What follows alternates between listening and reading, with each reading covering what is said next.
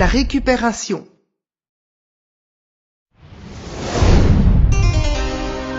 Une fois l'objet trouvé, tu ne pourras l'emporter avec toi que s'il est très léger.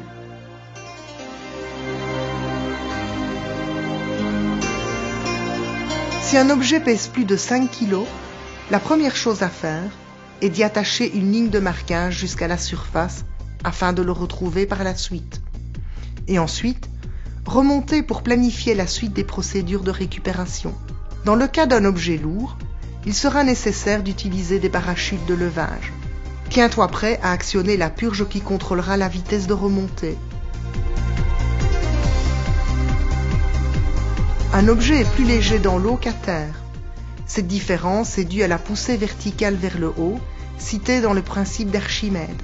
Il est possible d'effectuer un calcul rapide du poids d'un objet dans l'eau en soustrayant le poids du volume d'eau déplacé par l'objet au poids de ce dernier. Si le poids d'un objet est inconnu, tu peux le déterminer en connaissant son poids spécifique. Par exemple, un objet en acier possède un poids spécifique de 7 kg par litre. Une encre qui pèse 14 kg déplace un volume d'eau égal à 14 kg divisé par 7 kg par litre, ce qui correspond à 2 litres d'eau.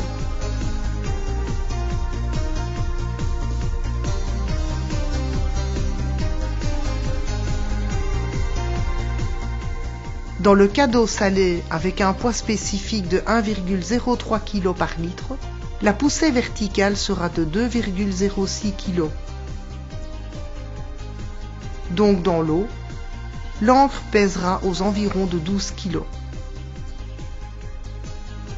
Pour déterminer le volume d'air nécessaire pour remplir le parachute de levage, il suffit de calculer le volume d'eau qui donnerait une force verticale égale au poids de l'objet et d'en soustraire le volume d'eau déjà déplacé par l'objet. Donc le volume d'air nécessaire est égal au poids de l'objet divisé par le poids spécifique du liquide moins le volume d'eau déplacé par cet objet.